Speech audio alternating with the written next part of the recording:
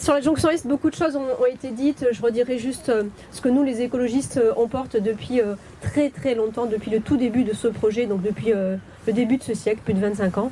C'est l'opposition totale à ce projet qui aujourd'hui est largement dépassé, inutile et de plus en plus cher. Les coûts ne font qu'augmenter sur ce projet. Et dans l'état actuel des finances publiques, rien que cet argument-là, si certains ne veulent avoir qu'un argument financier, puisque dans cette société, maintenant, compte beaucoup plus le nombre de sous et d'euros que le nombre d'arbres. Alors, même ceux qui ne sont pas sensibles à la biodiversité que ça va abîmer, l'affluent de l'Ers, eh bien, au moins, prenons en compte cet argument financier. Ça va nous coûter vraiment trop cher. Augmentation du trafic routier, c'est certain. Pollution de l'air aussi, c'est certain. Un gain de temps estimé 1, 2 à 3 minutes, peu importe. Peu importe. 1 à 2 à 3 minutes dans 5 ou 10 ans, c'est ridicule. Alors qu'aujourd'hui, on a des canicules qui sont de plus en plus fortes, de plus en plus prégnantes ici à Toulouse, on va faire un projet qui va nous rendre de plus en plus dépendants de la voiture, dont on sait que l'air sera pollué et dont on sait que ça participe au dérèglement climatique. La concertation, j'y reviens pas, Maxime l'a très bien expliqué, déni démocratique, je ne reviens pas là-dessus. Il faut savoir que ce projet est quand même porté par des maires, principalement 3 maires. Jean-Luc Moudenc, Vincent Terrail-Novès à Balma, et Dominique Faure à Saint-Orens. Ce sont ces trois maires-là qui poussent, qui portent dans la presse, partout au Conseil métropolitain, bec et ongles, ils défendent ce projet. Donc, et les lieux bien en tête pour les échéances qui arrivent. J'ai envie de dire 2 choses. Ensuite, je laisserai la parole à Régis, bien évidemment. Sur les propositions alternatives, bien sûr qu'il faut les regarder, bien sûr qu'il faut les étudier. À 3 fois moins cher, avec des solutions qui sont plus intelligentes pour tout le monde, évidemment qu'on va les regarder de près. Ça, c'est un engagement que l'on peut prendre. Le deuxième engagement, l'abandon, je vous l'ai dit. Nous, on n'a jamais pensé, de toute façon, les écologistes, que ça pourrait voir le jour. Depuis 25 ans qu'on en parle, donc évidemment qu'il est hors de question de construire cette jonction Est. Dernière chose, j'ai envie de vous dire quand même, en prenant du recul au niveau de la France, on est quand même obnubilé par la voiture. Il faut quand même l'avoir en tête et se rendre compte de ça par des chiffres. Parce que très souvent, nous écologistes, on nous dit vous êtes anti-voiture. Pas du tout. On n'est pas anti-voiture. On veut juste rééquilibrer la place de la voiture dans nos sociétés et dans notre ville. Aujourd'hui, la ville est faite par et pour la voiture. C'est pas possible. Dans des villes qui grossissent comme la nôtre, on le sait très bien, dans nos métropoles qui grossissent, la voiture n'est pas la solution. Et il faut quand même avoir en tête quelques chiffres aussi. Je termine par ça. Le réseau routier en France, l'un des plus denses de l'Union européenne, il faut l'avoir en tête aussi.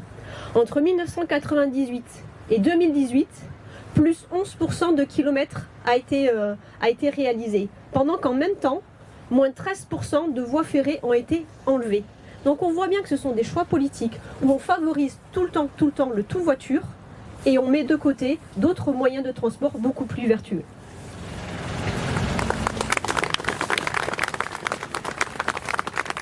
Merci Hélène. Oui. Quelques mots pour la dernière question. Qu'est-ce qu'on fera demain quand on sera au Capitole et surtout à la métropole? Eh bien, sur ce sujet-là, le sujet de la jonction Est, il n'y a aucune ambiguïté possible. Il y aura aux élections des 15 et 22 mars un bulletin qui proposera la réalisation des travaux. Ce sera le bulletin de Jean-Luc Moudenc, sans aucun conteste. Peut-être d'autres qui ne sont pas venus aujourd'hui, j'imagine que vous avez invité tout le monde. Et d'autres bulletins. Et sur notre bulletin, sur le bulletin où nous serons présents, ce sera clairement l'abandon de ce projet.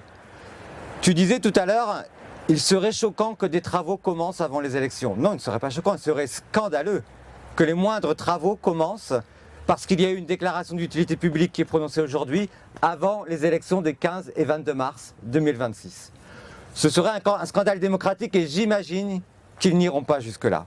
Ce qui veut dire que le 15 et le 22 mars, eh bien en fait, il faudra choisir. Et les électrices et les électeurs de Toulouse, mais de toute la métropole, pourront décider de l'abandon de ce projet, de la réalisation de projets alternatifs ou de la réalisation de la jonction Est et son monde. Maxime disait, il ne faudra pas rêver, quand on sera en responsabilité, on n'aura pas des grands projets. Je vais démentir Maxime pour une fois. On aura un grand projet, c'est d'avoir un autre modèle de développement urbain. Parce qu'aujourd'hui, on parle de la jonction Est et on est ici contre ce projet.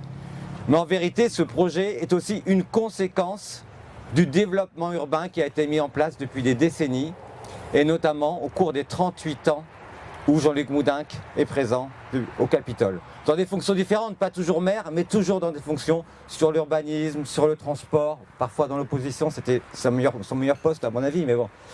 Et il a développé effectivement l'étalement urbain qui fait qu'aujourd'hui, 70% des personnes utilisent la voiture. Je ne vais pas dire qu'ils sont prisonniers parce qu'il y a d'autres alternatives, mais utilisent la voiture pour les trajets domicile-travail sur le périmètre d'études et déplacements urbains. Et nous devons mettre en place un autre modèle de déplacement urbain, c'est-à-dire une alternative pour la jonction Est, mais surtout une alternative politique sur l'ensemble de la métropole. Moi, je me réjouis qu'il y ait des candidats toulousains, mais aussi des candidats de Saint-Orens, Aude, de Balma, Jean-François, parce que si nous gagnons les élections dans ces 3 villes en mars prochain, eh bien, je suis sûr que ce projet sera abandonné et surtout qu'il y aura un autre horizon politique que l'on saura proposer. Merci.